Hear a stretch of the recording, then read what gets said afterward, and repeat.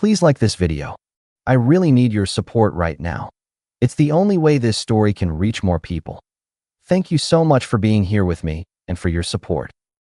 The room at the Birch was warm and low-lit, a trio in the corner doing old standards. We were halfway through a red when Serena raised her glass and tapped it with a fork. Her parents looked up, Martin already smiling, Elaine poised with her napkin like a judge. "You've always been convenient, Dan," Serena said, full voice, not a whisper. "Comfort and advantage, that's our whole deal." Martin clapped slowly like it was clever. Elaine hovered her wine with a nod that said amen. The table next to us glanced over. I set my napkin down, watched the drummer brush the snare, and decided I'd give everyone a clear picture. "I'm going to finish my steak," I told her, "and then I'm going to address what you just said." "It's a joke," Serena flicked back. "Relax. Finish your thought," Martin laughed. "We're among friends." "We are not," I said. "We're among witnesses." I let the server refill my water, swallowed, and laid it out in a tone I use when I price a contract. 40,000 went into the gallery last quarter when vendors threatened to walk. I paid your sign installer, your framer, your ad guy. The roof on your parents' place. Contractors were calling my phone, not yours, so I cleared those invoices. Elaine's wine club books were a mess, so I brought in my accountant to keep the state off your doorstep. Elaine stiffened. "That was temporary." "Convenient is temporary," I said. "This is a pattern." Serena tilted her head like I'd told a bad story. "You're overreacting." "It's not a joke when you run me down to my face with an audience," I answered. "It's not a joke when you frame a marriage as a vending machine." "You're so serious," Martin said. "It kills a room." "I'll survive," I said. I took my wallet out, pulled a card, set it next to Serena's glass. "That's my office line. If you want to talk about respect, schedule it. Tonight's done." "You're leaving?" Serena blinked. "For the record," I added, standing, "I sold my share of a San Francisco project before an IPO because you wanted Austin. I committed to your city and your gallery. That was for us, not for comfort." "Don't make this dramatic," Serena said. "I'm not. I'm being precise." I put my chair in. "Enjoy your wine." I walked out to the valet. The night air was warm and tasted like cedar. If that was their truth, fine. From here on, I set the rules. If I'd known where it was headed, I would have brought a clipboard and a stopwatch. Morning hit with burnt toast and polite silence. Serena stood at the kitchen island in one of my old shirts like it was a costume, clicking through her tablet. The coffee machine choked once before doing its job. "So about last night," she started without looking up. I said what everyone already knows. "You're convenient." "That's your thesis," I replied. "Do you love me, or do you love what I provide?" She gave me that thin shrug people give when the answer costs them. "That's a loaded question." "It's a simple one." "You make a good life," she said. "That's not love." "Look," she said, impatient, "you take things too literally." "I take insults literally. I also take decisions literally." I grabbed my keys. "Today I'm acting on that." "You're mad." "No," I said. "I'm done being the easy button." I left before she could test another line. In the elevator, I reviewed a checklist I drafted months ago during a quiet weekend when she'd blown off dinner to network, and I'd sat with a pen asking myself what I'd do if the lights really went out. The Reed Logic penthouse has floor-to-ceiling glass. Austin looks clean from up there, wide streets, a river like a polished belt. Alvarez, my COO, met me at the conference table with his sleeves rolled and a binder. "You're early," he said. "That good or bad?" "Good for us," I said. "Bad for open tabs with my name on them." He set the binder down. "Package is ready. Account segregation, new approvals, updated card limits, revocation letters." "Execute all of it," I said. "As of now, no personal access tied to the business. Anything that exists gets shut. Any lingering permissions under Serena's email, gone." He nodded, practical. "Got it. And the gallery vendor accounts you on board. Move them to her company's EIN. They get paid by her, not us." "You sure, Dan?" "There'll be fallout." "I'm allergic to fallout," I said. "We're just cleaning data." He smirked. "Copy that." We signed and countersigned. He called compliance while I watched the lake flash in the sun. A comm office does more than any apology. When the last form was in, he glanced up. "Anything else?" "Yeah," I said. "Her brother Connor. Pull his file." Alvarez slid a folder across. Late 3 times last week. Burned a client call. I've warned him. Then do it by the book, I told him. Documented cause. He gets standard severance. No special treatment. Understood. By mid-afternoon, emails went out. Systems updated. The guardrail was up. I drove home onto a street with live oaks leaning over it like they owned the block. Serena was at the dining table with mail spread around like a war map. I need the login for the company card, she said, like it was a given. There's a deposit due for a venue. No, I answered. Access is revoked. She blinked. So you're punishing me. It's a boundary. The deposit, use your business accounts. You know the gallery's cash cycle. This is petty. Petty is arguing with me in a restaurant, I said. This is policy. You can't starve my work because you're offended. I'm feeding clarity, I said. Clarity is free. She stared at me like she could scratch the answer out of my face. I'll talk to your mother, she said out of nowhere, as if my mother controlled anything in my life. Talk to whoever you want. The process stands. When I went to the garage for a workout bag, she followed. You realize you're confirming what I said. Convenient until you're not. Convenient is over, I said, hitting the door button. Respect is the new price. Let me pause the story for just a second. If you're still here, please hit the like button. It really helps YouTube recommend this story to more people. Thank you so much for your support. Now, let's get back to the story. Her mouth opened, closed, and then turned into a smile you use on clients you don't intend to pay. We'll see. We did. 2 nights later, Westlake Hills, new house smell, people in linen. Maya and Theo had bought big, and they were proud. I broke off to talk to Theo about contractors while Serena did the rounds, graceful, practiced. By the time I circled to the patio, she'd built herself a small court. 2 friends from the gallery circuit, someone's cousin, a real estate agent in a blazer too tight for the weather. I caught my name in the air before I saw her face. I could drop Dan anytime, Serena said, laughing a little too loud. He'd beg. He's attached. Her friends brightened like kids catching gossip. One of them peered at me over a glass with a smirk that asked if I'd play the clown for them. I took my phone out and stepped to the side where the string lights threw a clean line across the pool. The number I called was already pinned. Patrick, I said when he picked up. Move. Draft, file, serve. Start now. That was quick, he said. Reason? No reason needed, I said. But you'll have plenty. Understood. I put the phone away and walked into their circle like I owned stock in it. What's the joke? I asked calm. Maya glanced between us, smile freezing. Serena tried to shrug. We were kidding. You said you could throw me away and I'd beg. I watched her. I don't beg. She tried to adjust the tone. Everyone exaggerates at parties. That's a choice, I said. Here's mine. The divorce process starts tonight. You'll get an email from Patrick in the morning. Communicate through counsel going forward. The laughs went fragile. Even the cousin understood the weather had shifted. Serena's voice turned low. You're embarrassing us. You did that, I said. You're overreacting again. No, I'm redirecting, I said. Enjoy the house. I set my drink on a side table and left. Theo caught me near the driveway. You good, he asked. I'm clean, I said. You want me to talk to her? He offered like a decent man. Not your chore, I told him. But thank you. He squeezed my shoulder once. In my car, I watched the house tilt under the lights and felt none of the tremor she expected me to feel. If you tie your self-worth to being needed, you end up on a leash. I'd cut mine. The first fallout hit on schedule. Martin called at noon the next day. Son, he started, using the word like a tool. My card's being declined. I'm in the middle of a lunch. Then it's a cheap lunch, I replied. This is ridiculous. We had an arrangement. We did. Your gratitude ran out, I said. The transfers are done. Elaine took the phone. This is spiteful. No, I said. This is a correction. You can't just pull support, she huffed. We've built plans around it. Plan around your own income, I said, and hung up. Alvarez pinged me on Connor. Terminated cleanly, the message read. He swore. I documented and escorted. That afternoon Connor showed up in my lobby anyway. Cheeks hot, tie loose. You set me up, he shot. No, I said. You set alarms and ignored them.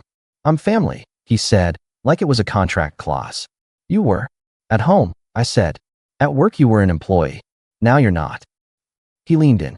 I let security come forward a step. I'll get a lawyer, he said, trying to sound dangerous.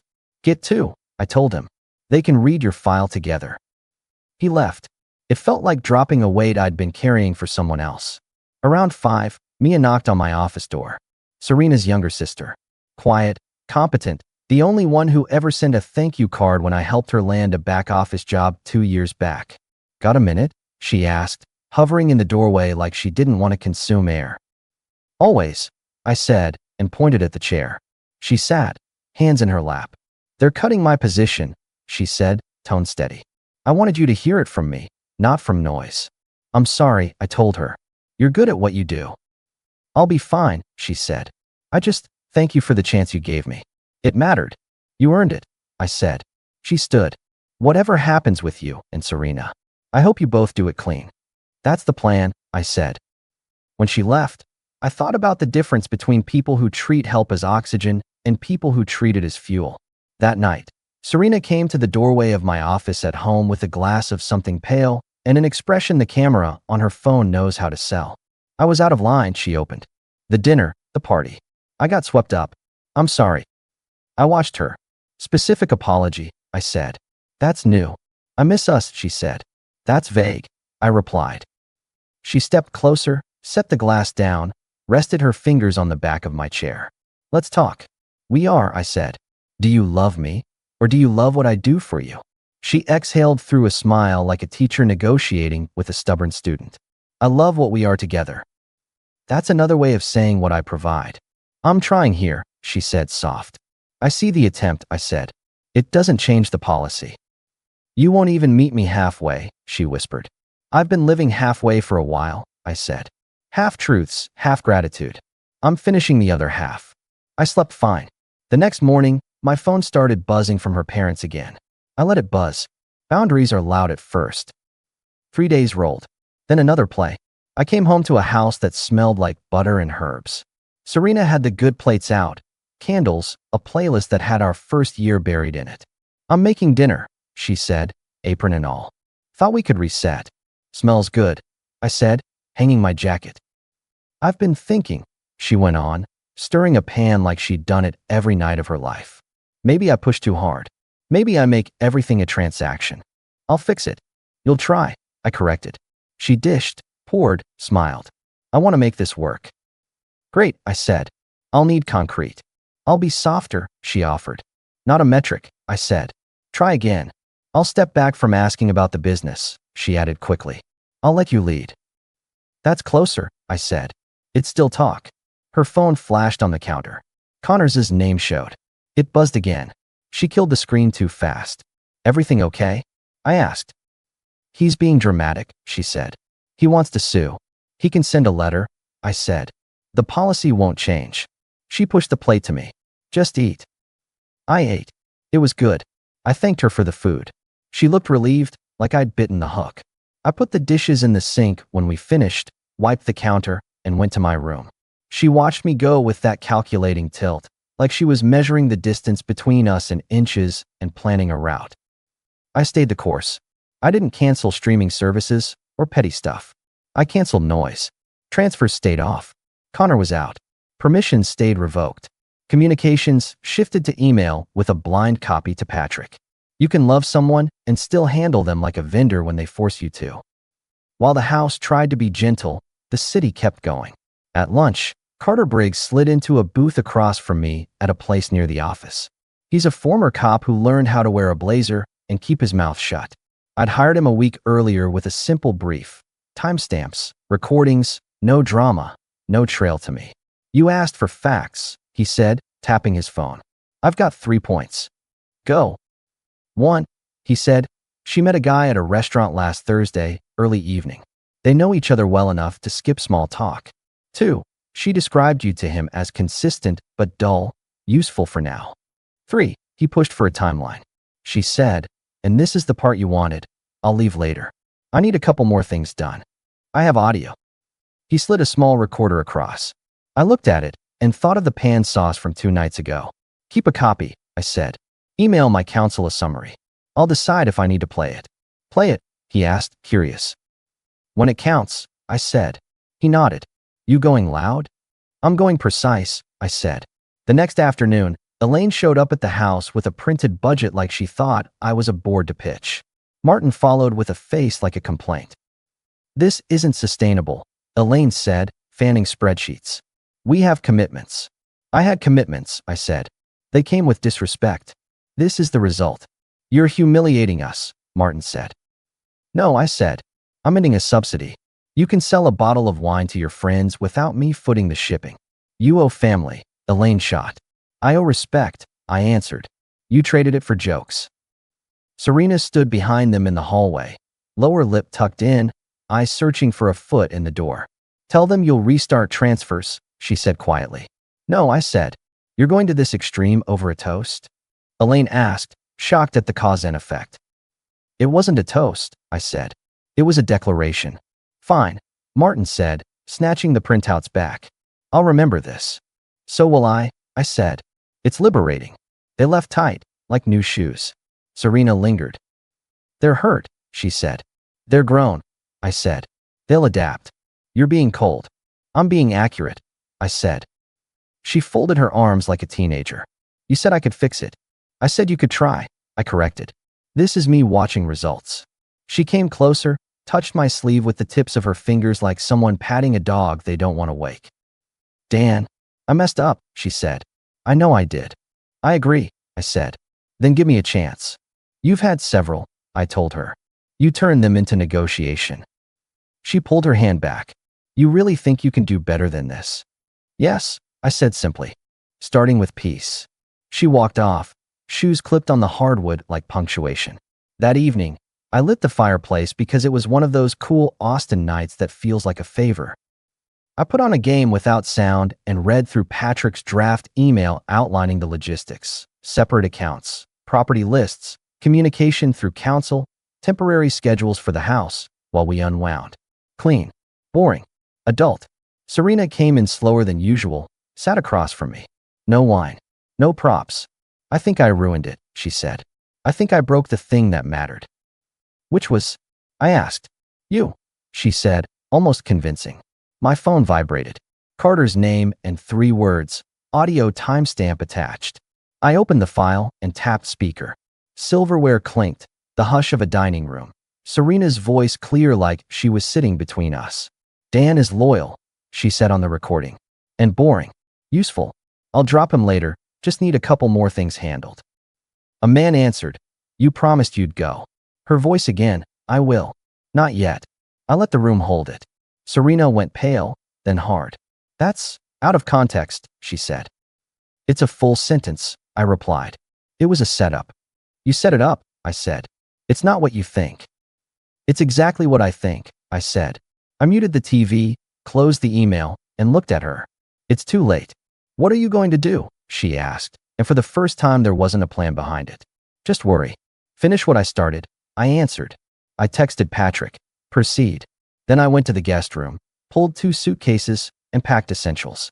You don't need to slam a door for it to close. She watched from the doorway, mouth open, then shut, then open again. You're walking away from everything we built? I'm walking away from everything I funded while being called convenient, I said. I zipped a bag. We'll sort the rest through email. You don't have to be cruel. I'm not, I said, and meant it. I'm done. I moved into a downtown condo that night. Simple lines, calm floors, no ghosts. At Read Logic, the world didn't blink. Campaigns shipped.